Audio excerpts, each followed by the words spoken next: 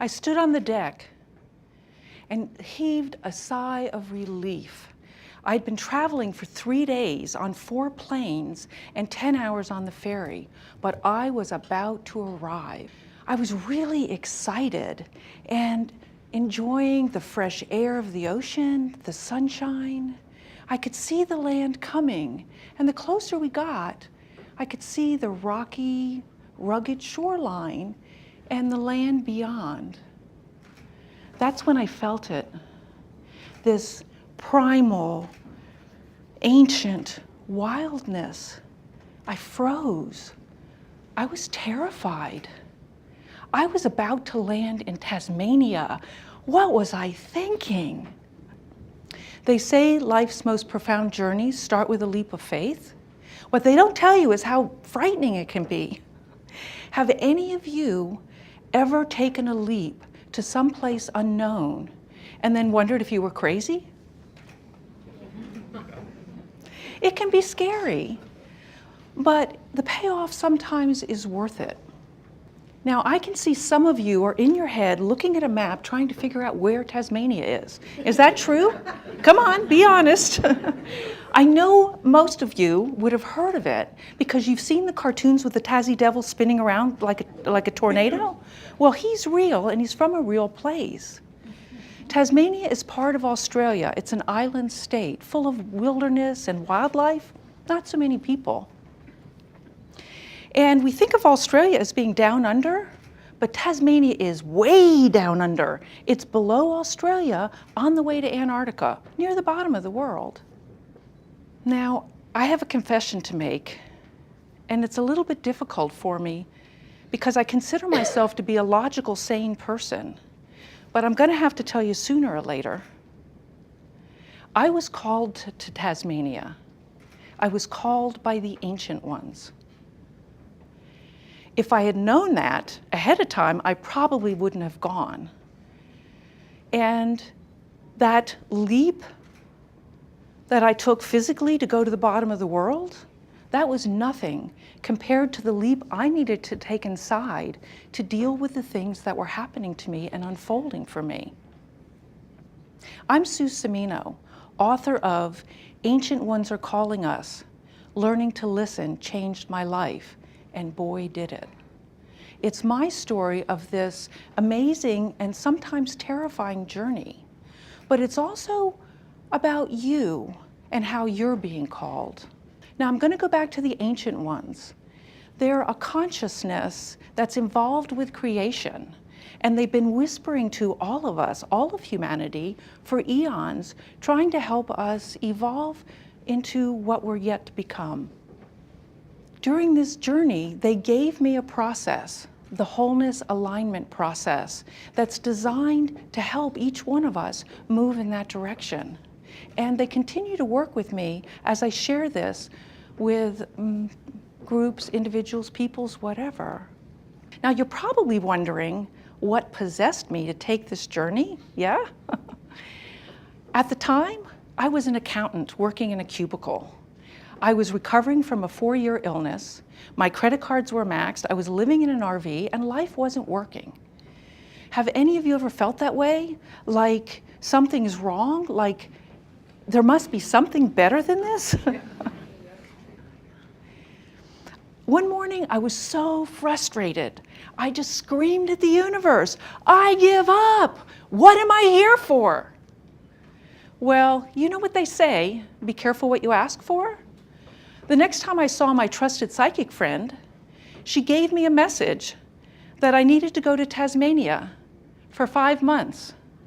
My cards were maxed. I couldn't afford to go anywhere for a week, much less for 5 months. And to Tasmania? What's a responsible accountant supposed to do?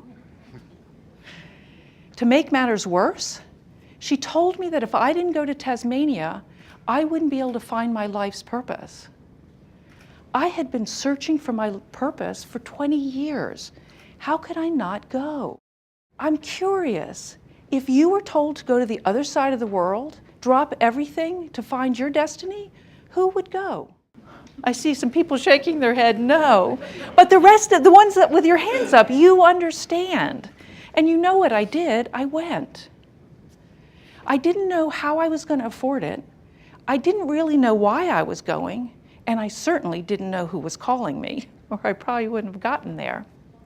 People are often commenting on my courage, but it didn't take courage. I just looked at my nothing's working life, and I looked at the possibility to get back on track. Even though it looked crazy to go, it looked even crazier to stay where I was. So I quit my job, I cashed in my vacation, and I gave away my sweet kitty to a good home. I was scared, but I was more intrigued because I could feel something pulling me, calling me. When I would have doubts, I would get sign after sign that was telling me I was on the right path. All kinds, but I'm going to tell you my favorite, the mother of all signs. It came 2 days after I had asked very clearly for a message, was I meant to go? And I don't usually watch Oprah, so strangely I found myself turning on the television and there's Oprah and she's reading from a piece of paper and she says, Tasmania. Hello, Tasmania. I'm like, oh my God, how did, okay, I'm going. Now, I'm not telling you about this journey to Tasmania to tell you the story. You can read that in the book. What I want to share is what happened because I took this leap.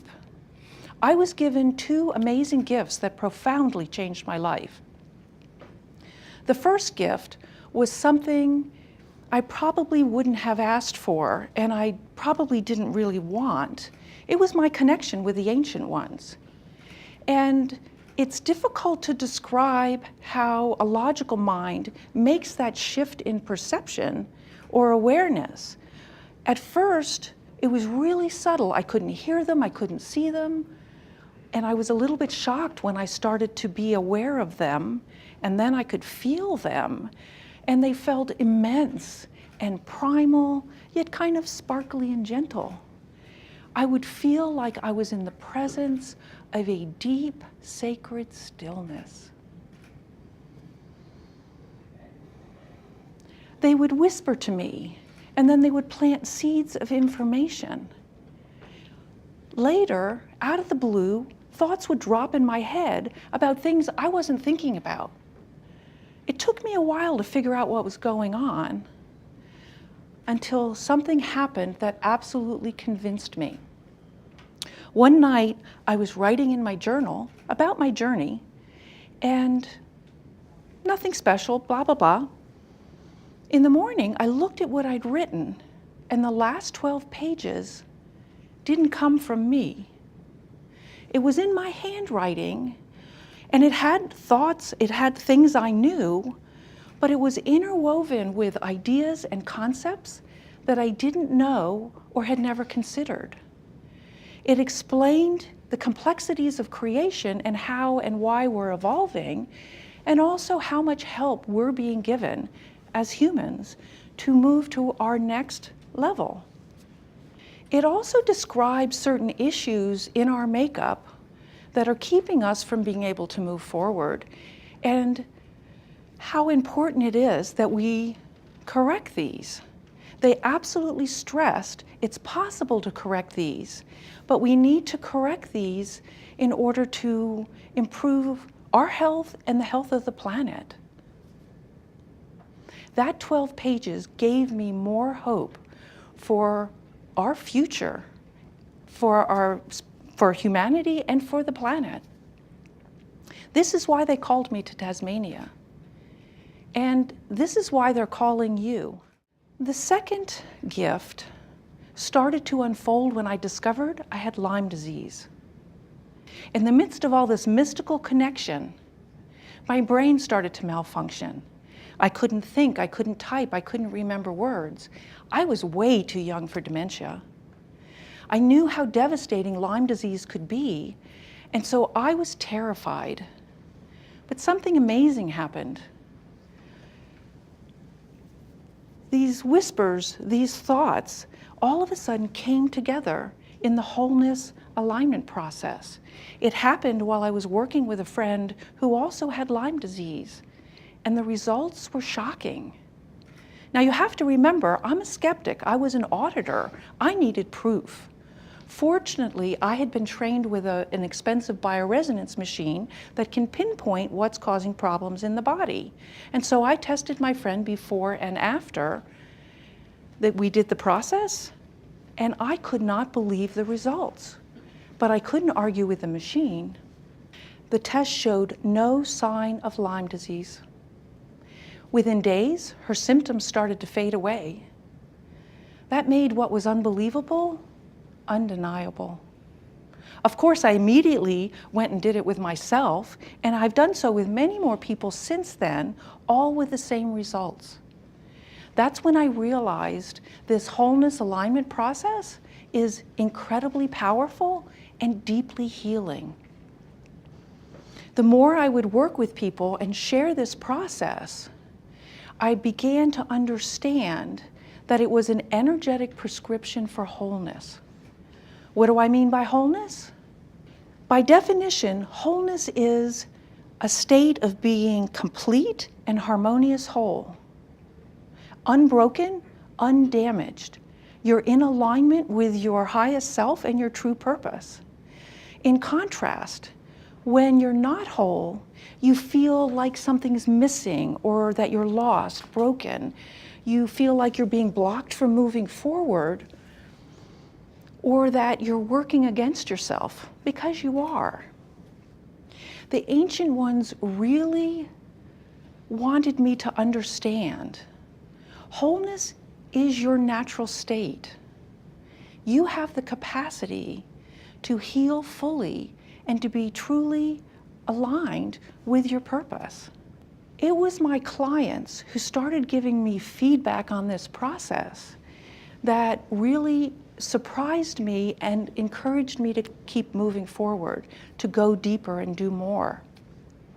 My clients were healing from chronic illness and pain, but they were also reporting changes in their lives in other areas. They would feel lighter and clearer. Their relationships got better.